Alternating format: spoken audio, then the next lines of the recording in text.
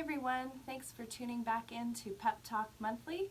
I'm Jenna Schwarzman. I'm an Education and Outreach Assistant for Peconic Estuary Program. And today we have Sarah Schaefer joining us. She is serving as our Acting Director. Hello everybody. Welcome, Sarah. This month we are going to be talking about nitrogen loading through groundwater.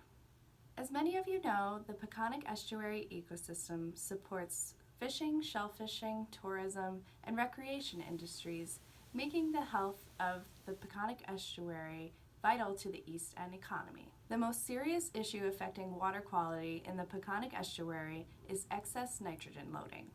Nitrogen is a nutrient that is produced naturally and is important for aquatic systems. It supports the growth of algae and aquatic plants, which provide food and habitat for organisms in the water.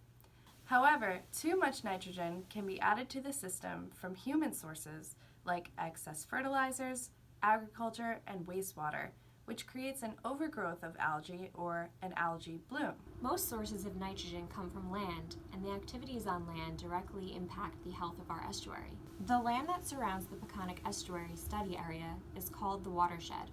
In other words, the watershed is the area of land that carries water shed after rain falls and snow melts, either through the ground or over the land to the Peconic Estuary.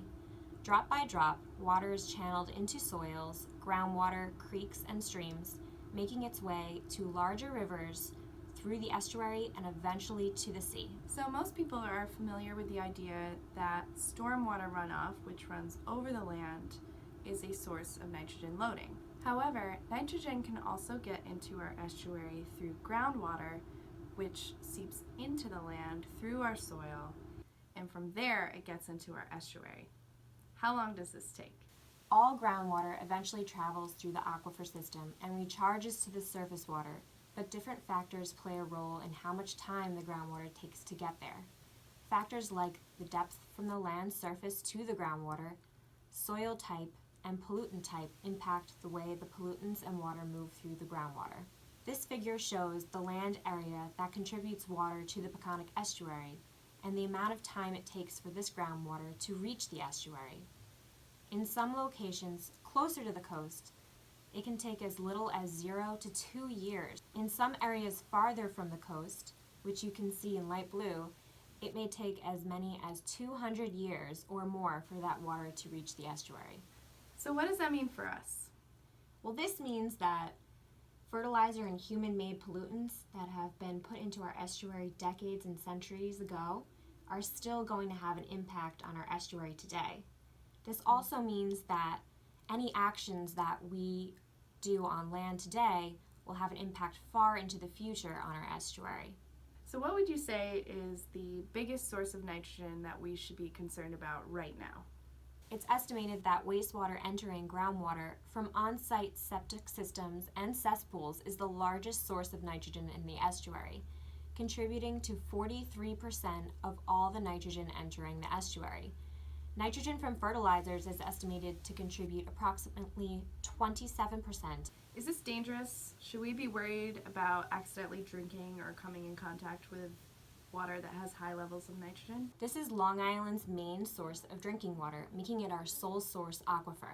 Too much nitrogen in groundwater can contaminate our drinking water supply. Even at low levels, infants are especially vulnerable. While these levels are monitored closely, drinking water contamination could become a larger issue in the future if we don't reduce nitrogen loading. Reducing the amount of nitrogen that enters our estuary, either through stormwater runoff or groundwater, will help improve the health of our estuary. To learn more about nitrogen and how you can reduce your input, visit our website at peconicestuary.org and look under What You Can Do. Here we give you information about upgrading your septic system, creating a Peconic-friendly yard, and lots of helpful tips to reduce nitrogen coming from your property. We hope this video inspires you to take action about nitrogen loading. Next month, we're going to be talking about the spring migration of alewife, otherwise known as river herring, and World Fish Migration Day.